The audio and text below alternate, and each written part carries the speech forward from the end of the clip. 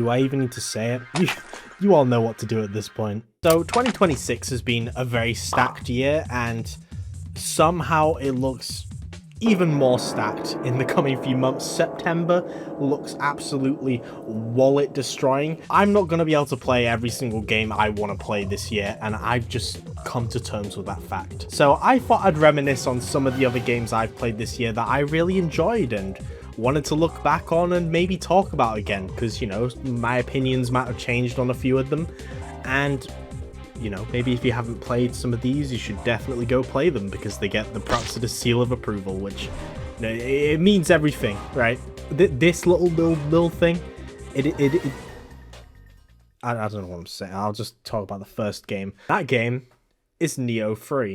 Now, I've made a review on Nioh 3. I was actually given a early press release for this game, which is huge, because I remember when Nioh 1 came to PC in like 2017, I think, and just buying that day one, playing that shit constantly. Same with Nioh 2, when that came to PC, bought it day one, played it constantly. I even 100%ed Nioh 2. So getting a press copy for Nioh 3 was actually quite a big thing for me, and I'm so glad I was given a press copy for this game, because it was really nice being able to experience it all without seeing, you know, those YouTube videos where boss fights are just completely spoiled to you on the thumbnail. Yeah, you know the ones. So all of it was a big surprise, even though I don't really care about the story all too much in Nioh games. But I loved the gameplay of them. I loved seeing all of the new open worlds as well, which, from what I remember, there are 3 big ones with like some in-between missions. It's a huge game.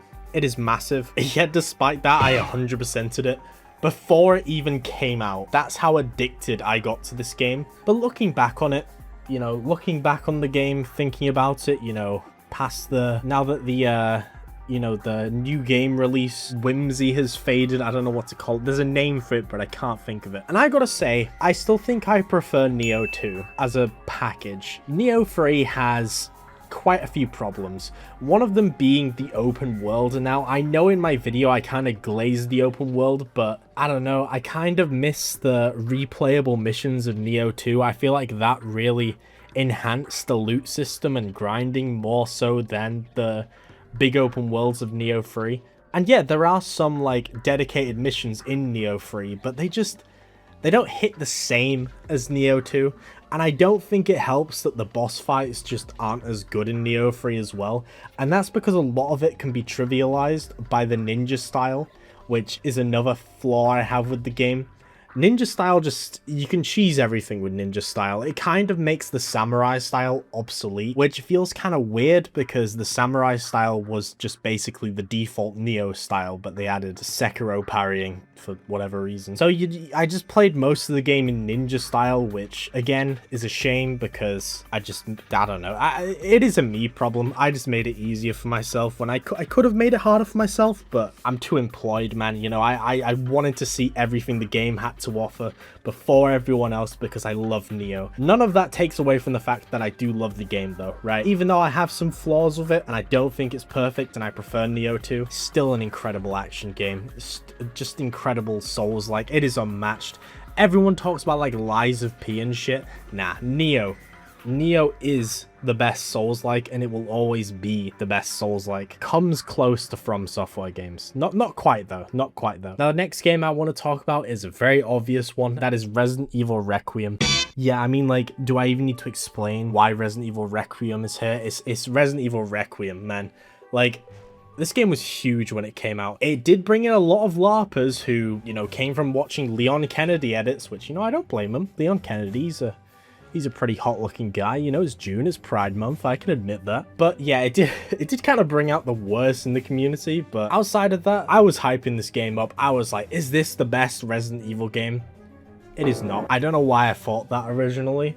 Again, I think it's one that new release thing where I just kind of like glazed the hell out of the game because it's new and it's fresh, but I really need to stop doing that if I want to actually like review some games objectively on this channel. I promise I will try and stop doing that unless it's The Evil Within 3, because that game will be a 10 out of 10 masterpiece. But yeah, Requiem, it's really good. I really like Grace's section, but I'm not the biggest fan of Leon's sections. At least I'm not the biggest fan of Leon's sections when he gets to Raccoon City, because You're just kind of in this brown, decrepit city, and it's just kind of boring. Like, it's a mini open section, and yeah, after it, you get to go to RPD, and it's this cool reminiscing bit, but that whole section drags, and it for some reason, it feels like the majority of the game on replays when it isn't. It's like, it's not even a third of the game, but it drags to play through it, especially on a replay. It's just kind of boring. Like, Leon's gameplay is fun, but I much prefer the style of Grace's gameplay, which is more akin to like Resident Evil 7, where you very much are playing as someone who is not confident using a firearm, despite the fact they're American. Also, this game has a lot of callbacks to the Evil Within, so, you know, it kind of props it up above a lot of other games on this list, so yeah. The next game I want to talk about is Mewgenics.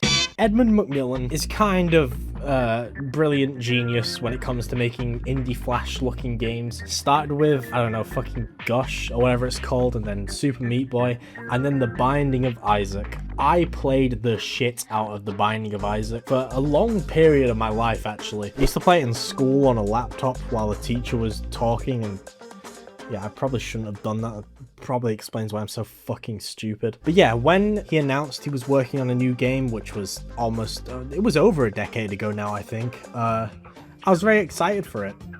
And yeah, it took over a decade to come out, but it's really good. I love Mewgenics. I'm still only on Act 1 though, and that is because when I was playing this game, I got addicted to it. I got hooked on this shit like crack. I couldn't stop playing Mewgenics.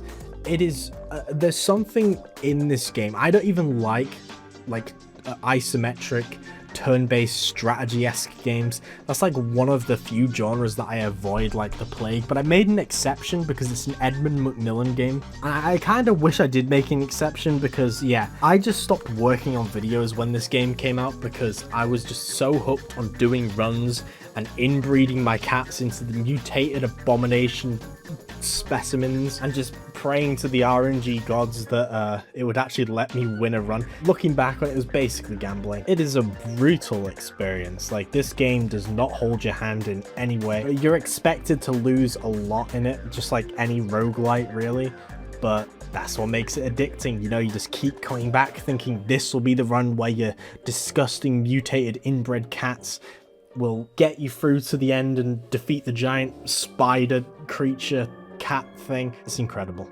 I love Mewgenics. Such a good game. I love the art style especially. The art style is just so nostalgic to me. I love the Newgrounds era art style. It's what I grew up with, so yeah, I like Mewgenics. It brings me a lot of joy. Now, the last game I want to talk about is Reanimal. Now, I'm a big fan of Little Nightmares 1 and 2. Not the third game. Haven't played the third game. It wasn't made by Tarsier, so I don't really care about it. And that's because Tarsier were working on Reanimal, and you can tell because it's a Little Nightmares game, but it feels more open, if that makes sense. Little Nightmares 1 and 2, you could only really go right. Like, it was 2.5D, but there wasn't really much exploration you could do within those restrictions. But Reanimal is kind of like 2.5D, but then it opens up a bit more in certain areas. Like, you get a boat where you can explore like a mini open area. There's a lot of mini open areas in this video now that I think about it. But yeah, you can explore many open areas. There's this section where you're at like a movie theater and there's this like weird like skin man creature. It's called the Sniffer, I think. Horrifying design. Whoever invented this thing should just look at themselves in the mirror and genuinely question what the fuck they're doing. In fact, all of this game, there's a lot of things in this game where the developers should just, I don't know, go see a psychologist or some shit. It's a fucked up game. It's by the Little Nightmares developers, so you already know what you're getting into with this one. And yeah, I really like Reanimal. I have a video about it on this channel if you want to see my thoughts on that one. Yeah, those are the games that are my favorite in 2026 so far. An honorable mention goes to Pragmata. I didn't want to include it on this list because once I beat it, I was kind of like, yeah, this was really good, and then I just kind of never thought about it again, and I don't quite understand why that is. But yeah, those are my favorite games of 2026 so far. I thought it'd be fun to share, you know, after the not E3 week where we got so many games being in. Jesus Christ, so many games were announced. I made my original games to look out for in 2026 video before the Xbox showcase and before the Nintendo Direct, so yeah, that video aged pretty poorly. There's a lot of games coming out, man. Way too many games for me to spend money on. It's actually quite insane. Also, this video was edited by my good friend, the channel with the freakishly long name, whilst I work on some main channel videos. So if you didn't already know, I've got a main channel. Go subscribe to that. I'm working on a massive Devil May Cry 3 video, and say nice thing about my friend's editing in the comments. I don't know how this video will turn out. Hopefully it will be good. If it's shit, then I'm just not going to feed him, and I'm just going to lock him in the basement. Just want to let you all know now that I have a Discord server, so if you want to talk with me or talk with the community, then feel free to join. There'll be a link down below, as well as a link to Green Man Gaming, the best storefront on the internet. If you're looking for cheap Steam games, this is the place to go. They're having their summer sale soon, so make sure to check them out if you have the time or have the money. Every purchase made through my link goes towards supporting the channel. So yeah, do what you want. Do what you want. I do recommend it though. And with that, I just want to give a huge thank you to my Patreon supporters. You guys are the best, genuinely, and I just want to apologize for lying. I made a post recently saying I was going to take a week break, but my buddy over here, the channel with the freakishly long name, offered to help me with editing. You know, he is now going to be an editor for the second channel, which allows me to work on main channel passion project style videos while still making videos on the second channel. Like, I don't need to pause one and leave all of you hanging. The same with the channel members, right? I don't want to leave any of you hanging. I felt really bad that I left the last video up for 5 days of members only, but I thought I was going to be taking a break, so I was like, you know, I'll give them a bit extra for that one. But yeah, not taking a break now because I'm back and I'm better than ever because my friend is helping me out. And so are you guys. You know, none of this would be possible if it wasn't for your support. You know, it's helping me put money in his pockets in the basement. Maybe he'll be able to buy food. All right, I'll see you all in the next video.